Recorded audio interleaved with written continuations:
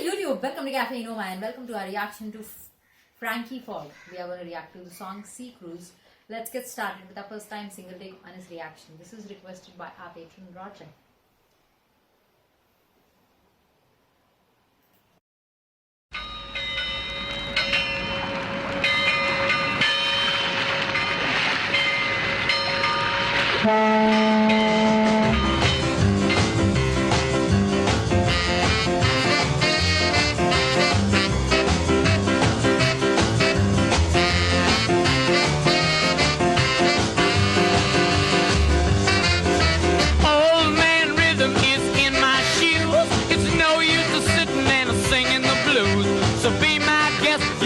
Nothing to lose. Won't you let me take you on a sea cruise? Ooh-wee, ooh-wee, baby. Ooh-wee, ooh-wee, baby. Ooh-wee, ooh-wee, baby. Won't you let me take you on a sea cruise? Feel like jumping, baby, won't you join me, please? I don't like begging, but now I'm on bended knee. To get to rock and get my hat off the rack, I got to boogie woogie like a knife in the back. So be my guest, you've got nothing to lose. Won't you let me take you on a sea cruise? Ooh-wee, ooh-wee, baby. Ooh-wee, ooh-wee, baby. Ooh-wee, ooh-wee, baby. Won't you let me take you on a sea cruise?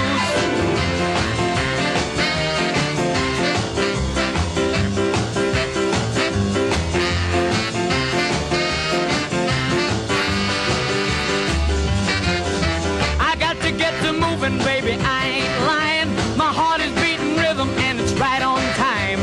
So be my guest, you've got nothing to lose. Won't you let me take you on a sea cruise? Ooh-wee, ooh-wee, baby. Ooh-wee, ooh-wee, baby. Ooh-wee, ooh-wee, baby. Won't you let me take you on a sea cruise? Feel like jumping, baby, won't you join me, please? I don't like begging, but now I'm on bended knee. Ooh-wee, ooh-wee, baby. Ooh-wee, ooh-wee, baby. Ooh-wee, ooh-wee, baby. Won't you let me take you on a sea cruise?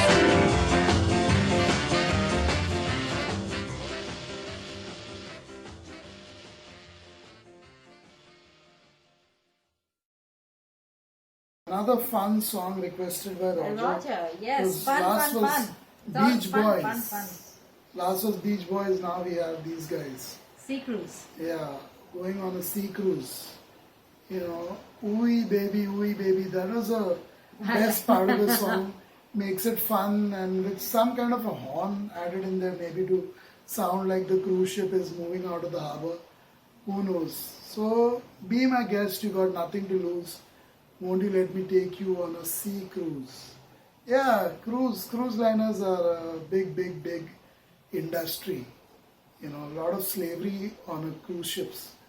People have to really work their ASS, ESS Those make it operate, yes. Yeah, you know, to give you a good experience for you as a passenger or guest on that cruise ship.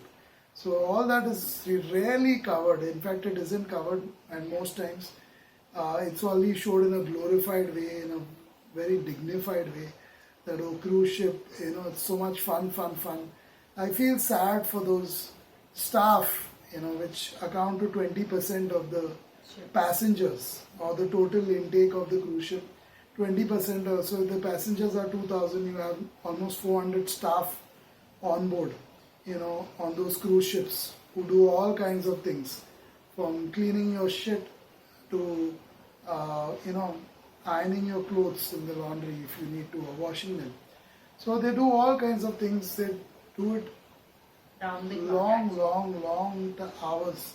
You know, they're not paid overtime, nothing. You know, it's really sad.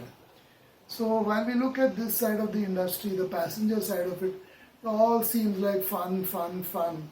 But you go indoors, you go behind the stage or behind the front, and you know how horrible it is for those who are working in there, slogging their um, bottoms off, you know, to put on a good show for you. So while all this is said and done, we must talk about that. I must talk about that because I was on a cruise ship once. You know, I have that personal experience, and I must share this with my American viewers, especially who love cruise ships so much. You know, I was working in one of the best hotels in the world. And I just joined it. It was just 2 months of working there. And I decided to apply for a cruise ship job because it was so glorified at that time. And I'm not sure now it's any Even today, different. I think it is. So it was so glorified that, you know, cruise ship jobs, they pay so well. And you get to see the world and all that. So like, you know, I applied too, you know, being young. I was just 19 at that time. I applied for it, still a teenager. I applied for this job and I got selected. So I was very happy. I said I'll go to the US and see the world, Bahamas, the Caribbean and Alaska and so many places I'll get to see probably. You know, maybe Europe too. So I was very excited. But my career on the cruise ship was quite short. You know, I joined one of the best cruise ships at that time. It's called Royal Meridian or La Meridian at that time. One of the best cruise ships, ranked cruise ships in the world, luxury cruise liner. So I joined there, and from being a chef trainee at the Oberoi's, being treated like a big person, even though I was a trainee in Oberoi's, one of the finest hotels in the world, Oberoi Towers. Today the name of that hotel is different. Trident, yeah. So being there that time, going from there with a very promising future if I stuck to that job in Oberoi, I left all that and went to this cruise ship. And from, you know, literally making dishes and ordering people around, telling people what to do in the kitchen, I was made to lift sacks of potatoes and onions. You know, my first few days were just that. So I decided to give up because I said I'm not come here for this SHIT. You know, but then I saw everyone was doing the same thing. So in a way I was tempted. Maybe this is how it is at the beginning. But then I realized people who were working for years were still doing the same thing. So I said, I mean, what kind of a system is this? And then I got in touch with, I quit that job. I was sent back to the hotel. They gave me 2 weeks to maybe change my mind. You know, they didn't send me back to India immediately, the company. So I had 2 weeks. I got in touch with other people who were working over there. Those days the internet and all was not there. I'm talking about mid-90s, 1995 to be precise, June, July. So there was no internet and all as such on the phone, no smartphones even, no phones, cell phones. So it was more difficult. You had to meet people face to face to know, get information and things like that. So I did that and I got in touch with the people who had just come to join and all. I got in touch with people who were coming back for their second, third, even 15th, 20th contract with the same company. And I realized that they all have hard jobs, very hard lives, but yet they're doing it because of our government stupidity, Indian government stupidity in the 70s of lowering the value of the rupee to the dollar and most other major world currencies. At one time, the rupee was a major world currency till the 70s, mid-70s.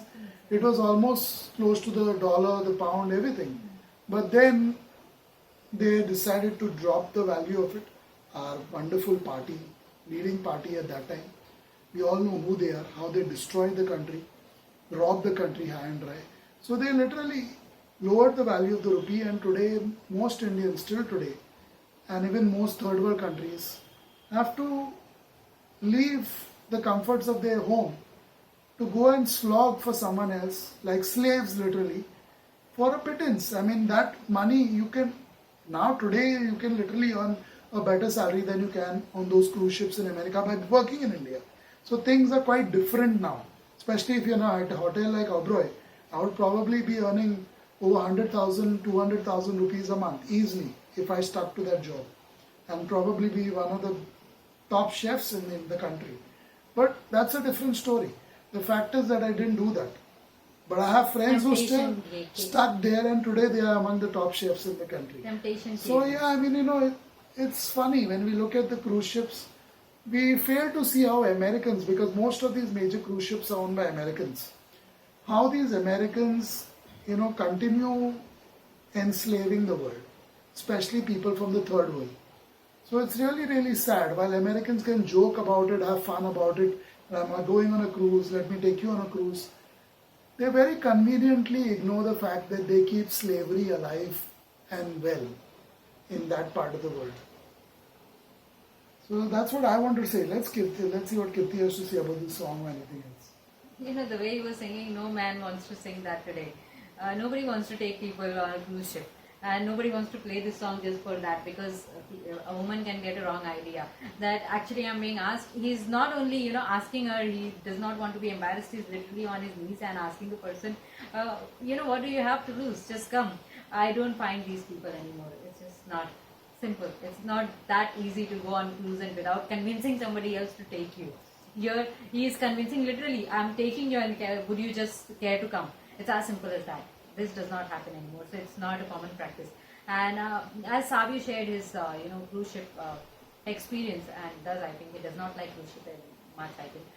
I don't like it either. Being in the middle of the sea just makes me feel you're detached from the world. No matter how many, toys and how many good things they will give you, but I still feel I'm detached from the world. So I can take a travel route can be through a sea, but cannot be halted in the middle of the ocean and then you're pretending to have fun and having parties and all those magic shows and whatnot. The whole package is providing you. I find everything can be done on land either. So why do you have to get stranded on on the ship in the middle of the sea and get all of that done? And there is one thing called dignity of labor, which the West and all these people who want to get done cheap jobs at cheap rates, literally. They keep talking about dignity of labor. But at the same time, you should also have some dignity for humans as well. The kind of jobs a lot of people have to go through and the jobs that they are given as humans is so inhumane that there is no dignity in that, even for human beings. So that labor cannot have any dignity if the human itself who's treated like that, is doing that. Dignity of labor is one thing, anybody should do anything and there should not be any discrimination, but only choosing certain people, certain skin color and all, making them do those jobs is not called dignified. Definitely called discrimination, racism, but nothing to do with dignity at all. And a lot of practices are there, but nobody wants to talk about it. Nobody will be, cropping up like Tanbergs and all that, talking about it, because it's all hypocrisy and grand hypocrisy. Maybe it is ending. It's on the decline. Soon we'll see what happens in the coming few decades. The way things are going, I think things are switching for better, and the shift that is happening is quite rapid. There are some people prepared for it, some people aren't even prepared.